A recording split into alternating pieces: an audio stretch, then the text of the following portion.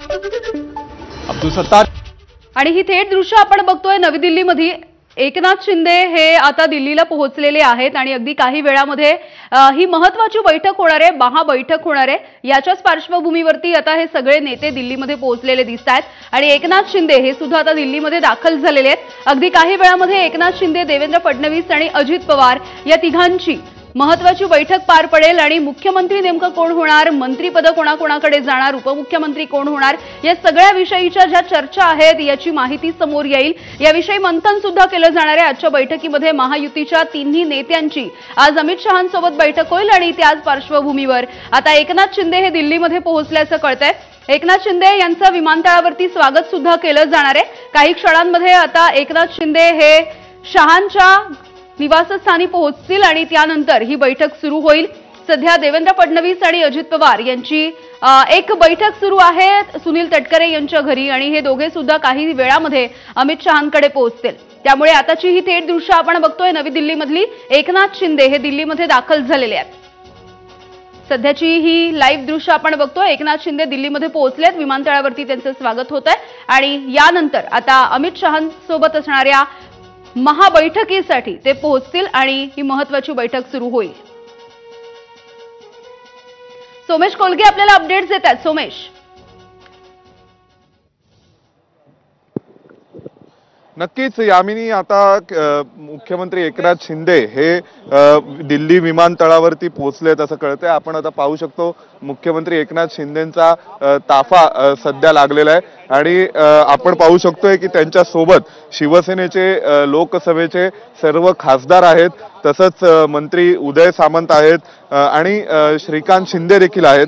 हे सगळेजण आता विमानतळावरती हजर आहेत आणि एकनाथ शिंदे या सर्वांसोबत आता जातील ते थेट केंद्रीय गृहमंत्री अमित शहा यांच्या घरी। विशेष म्हणजे आपल्याला एक गोष्ट लक्षात घ्यावी लागेल ती एकनाथ शिंदे हे या सगळ्या संपूर्ण प्रक्रियेमध्ये सर्वात शेवटी दिल्लीत पोहोचलेत आणि ते थेट केंद्रीय गृहमंत्री अमित शहा यांच्याकडे जात आहेत। म्हणजे ज्या पद्धतीने त्यांनी काल जी भूमिका मांडली होती आपल्या पत्रकार परिषदेत, ती भूमिका जशीच्या तशी ही आता इम्प्लिमेंट होणार असं आपण बघू शकतो। मुख्यमंत्री जाते आपण पाहू शकतो, मुख्यमंत्री आपल्यासोबत संवाद साधतायत। सीएम साहेब आले आले आले मुख्यमंत्री आता माध्यमांना बैठक पार पडतीये आपली पहिली। हो हो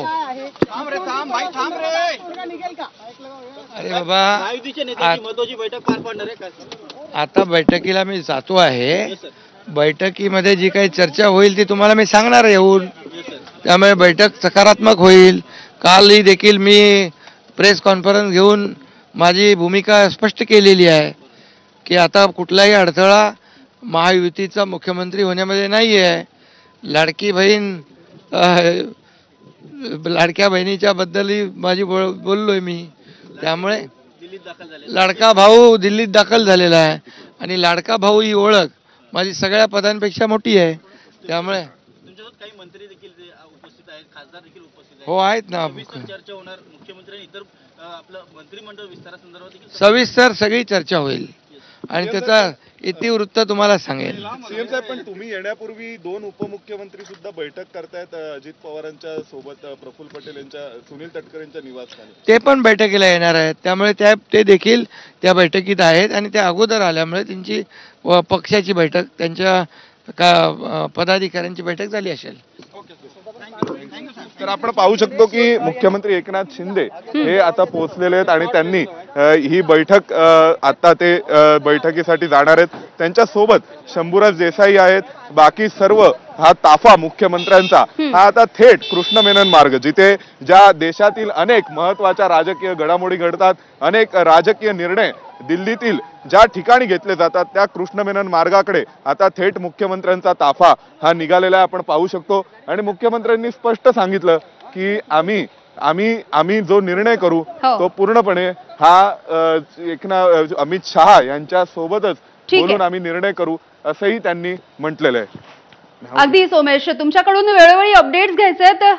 आपण बघतोय मुख्यमंत्री एकनाथ शिंदे हे पोहोचलेले आहेत आणि थोड्याच वेळात पुढचा